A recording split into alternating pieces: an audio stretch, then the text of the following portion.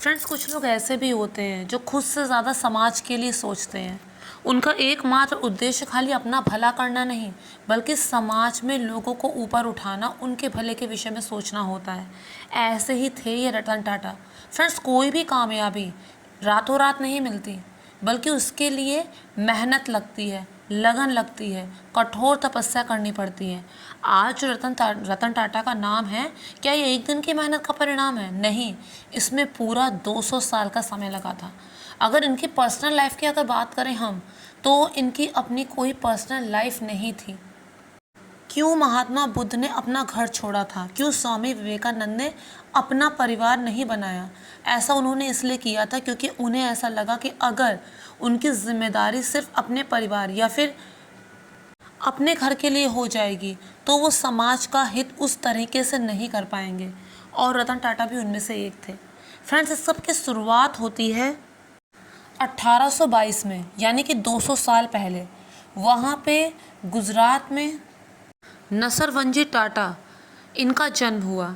पर इनके अंदर एक लगन थी। जब से इन्होंने होश संभाला, इनके मन में एक लगन थी कि उन्हें कुछ बड़ा करना है, जिसके लिए उन्होंने अपना गांव छोड़ा और वो मुंबई शिफ्ट हो गए।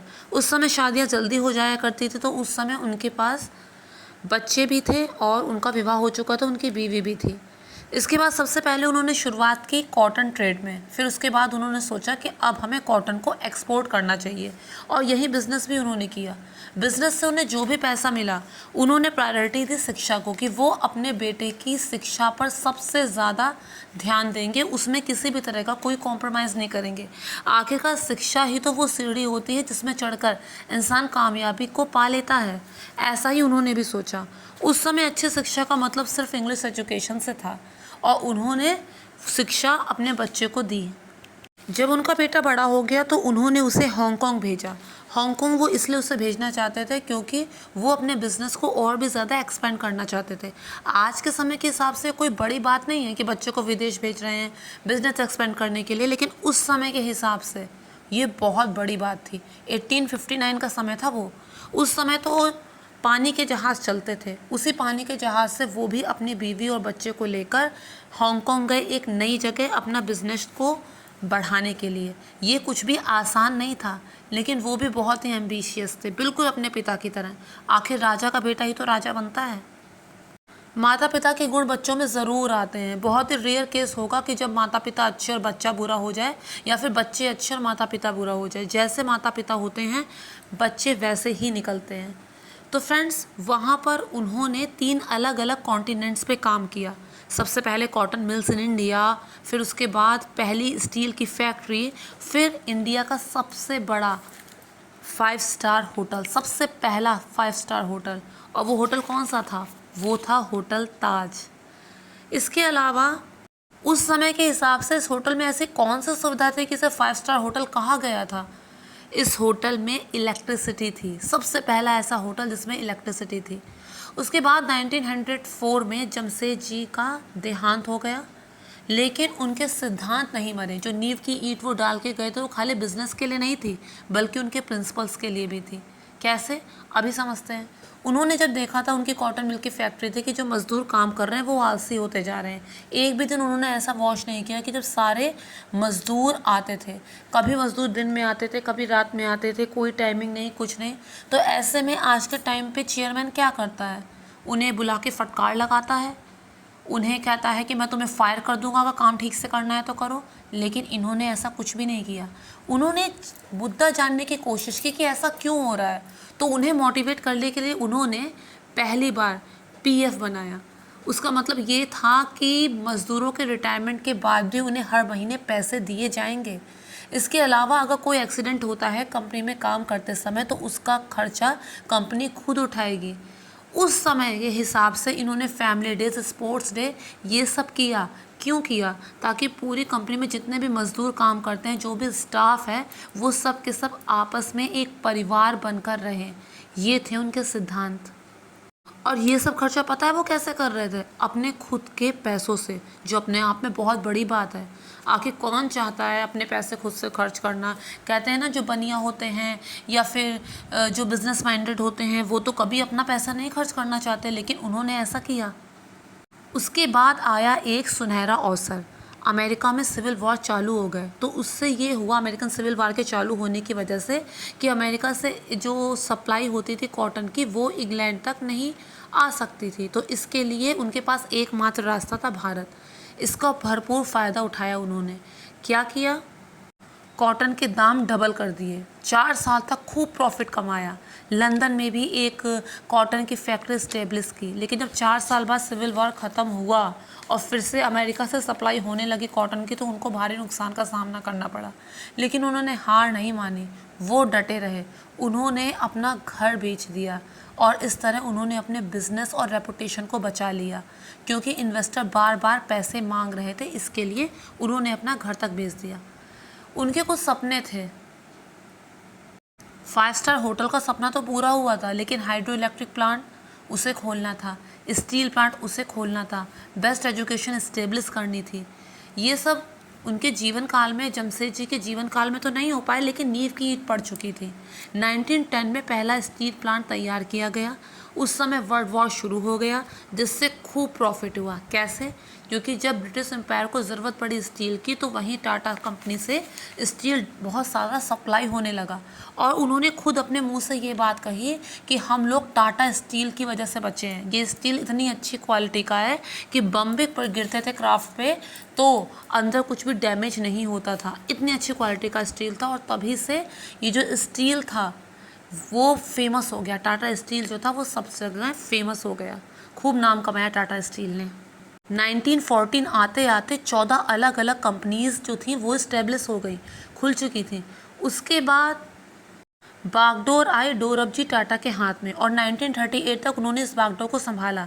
लेकिन उसके बाद उनकी इस बिज़नेस को टेक ओवर किया JRD टाटा ने, जो उनके दूर के कज़न थे।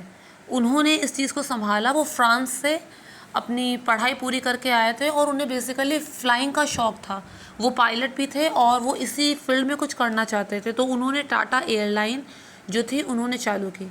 लेकिन फिर उसके बाद ये वो समय था जब महात्मा गांधी, नेहरू ये सब सोशलिज़म के बारे में बात कर रहे थे। सोशलिज़म का ज़माना आ गया, तो उसमें ये था कि जितनी भी बड़ी कंपनी हैं और जितने भी बड़े इंस्टीट्यूशन हैं वो सब नेशनलाइज किए जाएं, वो बागडोर सरकार को दे दी जाए। तो इस वजह से उनसे एयर इंडिया ले लिया गया, और जब उनसे ले लिया गया एयर इंडिया तो उन्हें इस बात का बहुत दुख हुआ।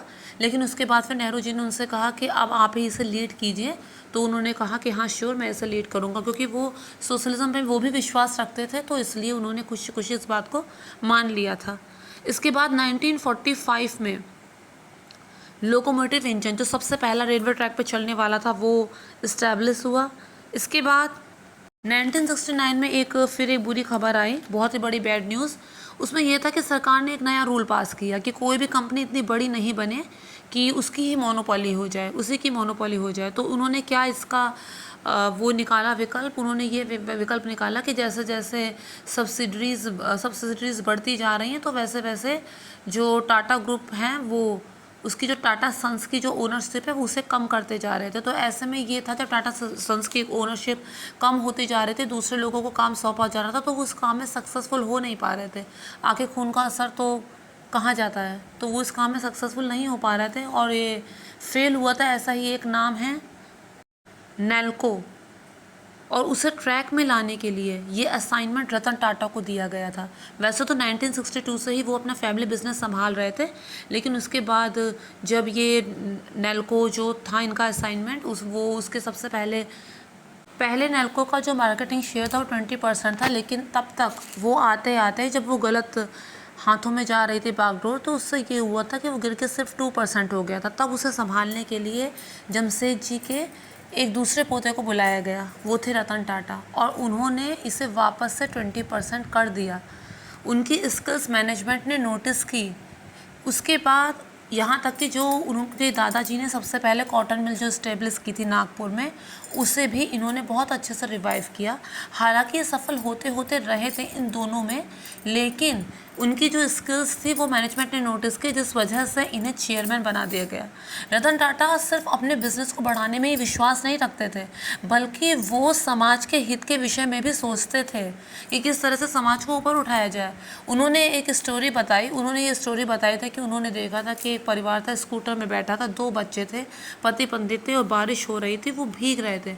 तो उन्होंने सोचा क्यों ना मैं एक ऐसी गाड़ी बनाऊं जो आम आदमी के बजट में भी आ जाए, और तभी उन्होंने नैनो बना डाली, दुनिया की सबसे छोटी कार। लेकिन मार्केटिंग के हिसाब से कोई बहुत अच्छा नहीं साबित हुई। इसलिए नहीं साबित हुई क्योंकि इसके बारे में ये कहा गया था कि दुनिया की सबसे सस्ती कार है। सपोज़ कीजिए अगर किसी ने नैनो खरीदी है तो अड़ोसी पड़ोसी उसे क्या कहेंगे कि देखो सबसे चीपेस्ट कार इन्होंने खरीदी है।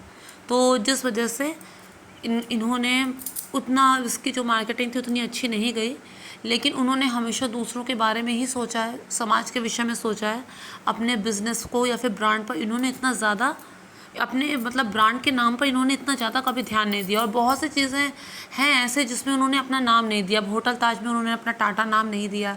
इसके अलावा नैनो कार जो थी उसमें भी उन्होंने अपना टाटा नाम नहीं दिया। ऐसी बहुत सी चीज़ें जिसमें इन्होंने अपना नाम नहीं दिया। रतन टाटा ने बिज़नेस को ना केवल अच्छे से संभाला बल्कि उसे और अपलिफ्टमेंट तक लेके गए। जिसके भी हाथ में ये टाटा बिज़नेस के बागडोर आई, उसने बखूबी, जो इनके परिवार का हिस्सा था, उसने बखूबी इसमें एक अपनी अहम भूमिका को निभाया है। तो फ्रेंड्स, इतना ही नहीं, ये कभी दान देने में भी पीछे नहीं हटे। कोरोना काल में इन्होंने कितने ही करोड़, 500 करोड़ रुपए इन्होंने मेडिकल के लिए दे डाले। इसके अलावा इनके जो कैंसर के जो पेशेंट्स का जहाँ पे मुफ्त में इलाज होता है, रिसर्च सेंटर है, वहाँ पर भी इन्होंने बहुत ज़्यादा दान दिया। इसके अलावा सुनामी आई थी तो इन्होंने अपना खजाना खोल दिया था। इन्होंने हमेशा दूसरों के बारे में सोचा, दूसरों के हित के बारे में सोचा और समाज को ऊंचाइयों तक लेके गए। एजुकेशन में भी इनका एक महत्वपूर्ण योगदान है। इन्होंने एजुकेशन को सर्वोपरि और सबसे ज़्यादा महत्वपूर्ण मानकर ये चले और उसके महत्व को इन्होंने लोगों तक पहुंचाने की भी कोशिश की। तो फ्रेंड्स, मैं उम्मीद करती हूँ कि आप लोगों को मेरा ये वीडियो पसंद आया होगा। अगर पसंद आया हो तो मेरे चैनल को सब्सक्राइब, वीडियो को लाइक और शेयर ज़रूर कीजिए। हाँ, इनकी एक छोटी सी लव लाइफ भी थी। मेरा नाम जोकर में जो सिमी एक्ट्रेस थी, उनके ये डेट कर रहे थे, लेकिन कुछ टाइमिंग ऐसे थी, कुछ किस्मत ने साथ नहीं दिया कि शादी करना चाहने के बावजूद इनका विवाह हो नहीं पाया। इन्होंने एक इंटरव्यू में अपने कहा था कि कभी कभी मुझे परिवार की कमी खलती है और मैं 3-4 बार शादी के पायदान तक पहुंचकर वहां से वापस लौटा हूँ। कभी कुछ टाइमिंग ने साथ नहीं दिया तो कभी मैं अपने काम में इतना ज़्यादा मशगूल हो गया। 86 वर्ष का इन्होंने एक जीवन काल जिया और जिस तरह का इन्होंने अपने जीवन में काम किया है उससे तो यही मन में आता है कि काश ये अपनी 100 साल की ज़िंदगी और पूरी करते तो देश का कुछ और भला करके जाते। तो उम्मीद करते हैं कि आगे बागडोर जिसे मिले